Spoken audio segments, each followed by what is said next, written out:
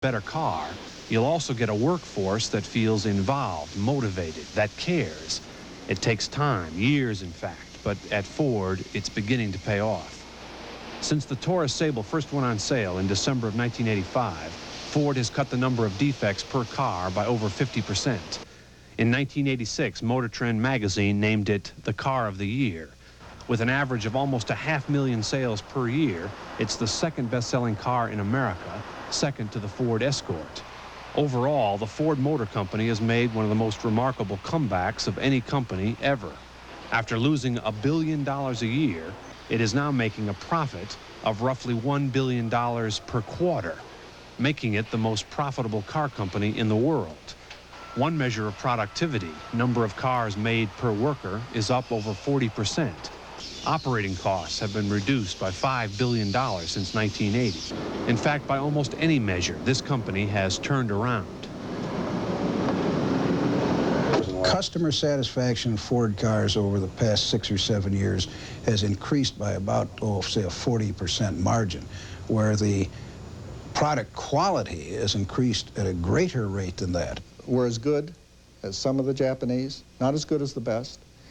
And I think that with the commitment we have, we will meet our objective of having the best quality cars and trucks in the world and having the world know it. I think there's no question about that. I think the esprit de corps inside of the company is also an important issue, and they are very strong. They feel very good about themselves. They feel very good about their ability to deliver good products to their customers. One of the startling statistics we have is all the people who say that they're involved in their work. They are more favorable on every dimension of job satisfaction by 30 to 40 percentage points. Have we arrived? No, I'm not going to kid you about that. We're in a transition. And where's the needle? I hope it's moving towards the midpoint. Still a long way to go. Still a long way to go. To say they still have a long way to go, that their cars are not yet as good as the best cars made in Japan, is remarkable.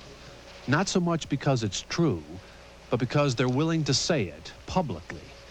And some say it's also true that since the 1970s, Japan has done both Ford and their customers, and maybe the rest of American industry, a very big favor.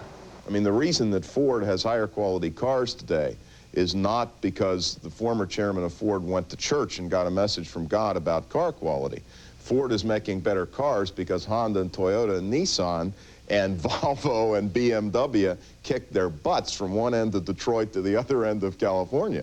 The good news is, if we live up to the American spirit, we will take that favor and turn it into something, potentially very miraculous. The fires here should be out. The furnace cold. The mill silent, empty. The men home and unemployed. In 1983, 84, 85, and 86, the best this company could do was break even. Most years, they lost money, millions of dollars. Like most American producers of metal alloys, they were getting killed by overseas competitors. Argentina, Venezuela, Brazil, Canada. Globe Metallurgical, Inc., Beverly, Ohio, a smokestack company in the middle of the Rust Belt that many believed could not survive. But those who said that were wrong.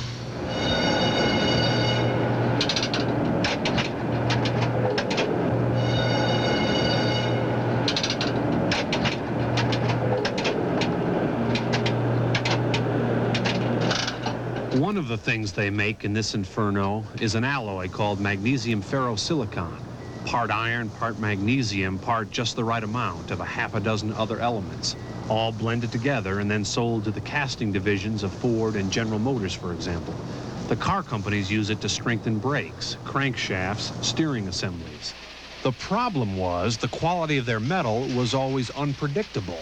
They never knew until the finished metal had been tested at the lab whether that batch had to be scrapped or in fact was good enough to be shipped to a customer. And that meant every pound of metal had to be inspected. Quality control here was expensive. It was also killing the company. So in 1985, the company threw out 100% inspection and started a new quality control program called Statistical Process Control, SPC. The idea was to look at the manufacturing process as a series of steps. At each step, a supervisor would inspect the quality of the metal. That way, if he found a problem, he could still fix it. The old way, checking the metal after it cooled, meant if there was a defect, he had no choice but to scrap that batch and start over again. SPC was a revolutionary idea at Globe that didn't quite work. And it wasn't until October 1985 that management figured out why.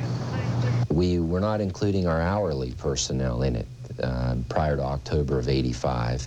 And we came to the realization that this was critically important, that the hourly people were the ones that actually produced the product and control the process, so they were going to have to be involved. In early 1986, every worker in this plant was trained in statistical process control so that the men who make the metal could check the quality of their work every step of the way.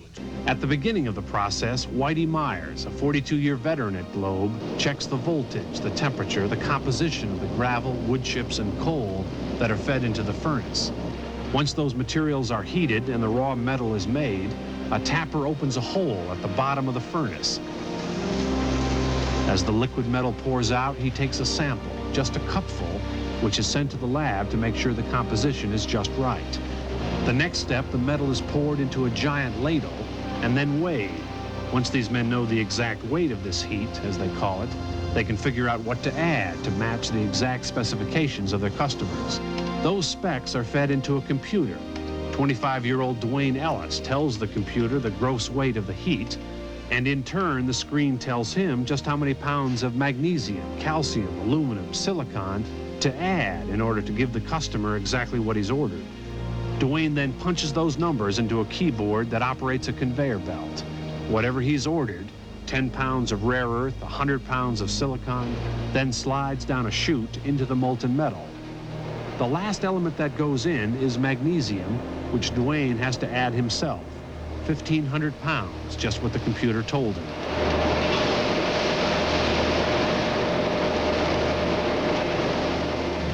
Finally, another sample is taken. Once it cools, it'll be sent to the lab to make sure that the finished product matches the exact recipe the customer ordered. SPC, control of the process in the hands of the men who make the metal, a dramatic change from the guesswork of a few years ago. It really is. Because we didn't have, with the computer systems, we didn't have too much computer systems. A lot of it was just, off the top of your head. But then when we did get the computer system, everybody wasn't running them.